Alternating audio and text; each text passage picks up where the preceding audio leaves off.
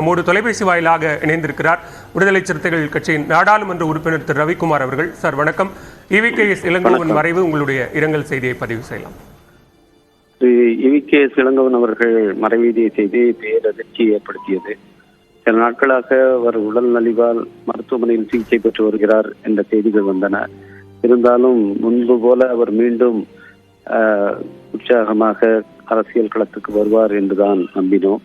இப்படி திடுமென்று ஒரு செய்தி வந்திருக்கிறது. திரு EVKS இளங்கோவன் அவர்கள் காங்கிரஸ் பேர் இயக்கத்திலே பல பொறுப்புகளை வைத்திருக்கிறார். முன்னாள் ஒன்றிய அமைச்சராக இருந்திருக்கிறார். தமிழ்நாடு காங்கிரஸ் கட்சியினுடைய தலைவராக இருந்திருக்கிறார்.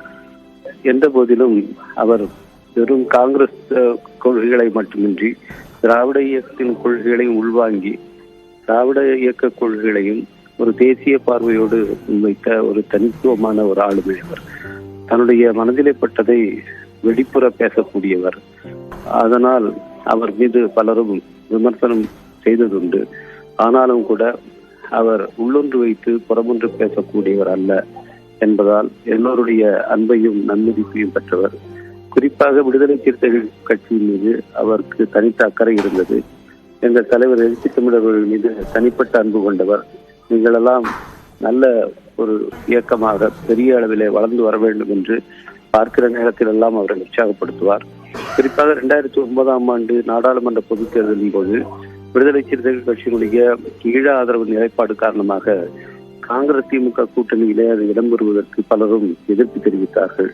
அந்த நேரத்தில் விடுதலை சிறுத்தைகள் கட்சி காங்கிரஸ் தலைமையிலான அந்த கூட்டணியில தமிழ்நாட்டில் திராவிட முன்னேற்ற கழக தலைமையிலான அந்த கூட்டணியில இடம்பெற வேண்டும் என்று வலியுறுத்தியவர்களிலே அவரும் ஒருவர். அந்த நிலைப்பாடு காரணமாகத்தான் அன்றைக்கு அந்த கூட்டணி மாபெரும் வெற்றி பெற்றது. EVKS இளங்கோவன் அவர்கள் சட்டமன்றத்திலே ஆற்றிய பணியும் சரி, மக்கள் மன்றத்திலே ஆற்றிய பணியும் சரி, அமைச்சராக இருந்த ஆற்றிய பணியும் சரி என்றென்றும் நினைவு கூறத்தக்கவையாக இருக்கின்றன.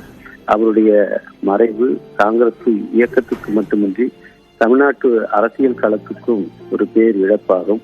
அவருக்கு விடுதலை சிறுத்தைகள் கட்சியின் சார்பிலே என்னுடைய அஞ்சலியை தெரிவித்துக் கொள்கின்றேன். மிக்க நன்றி திரு ரவிக்குமார். இணைப்பில் வந்து உங்களுடைய இரங்கலை பதிவு செய்தமைக்கு நன்றி.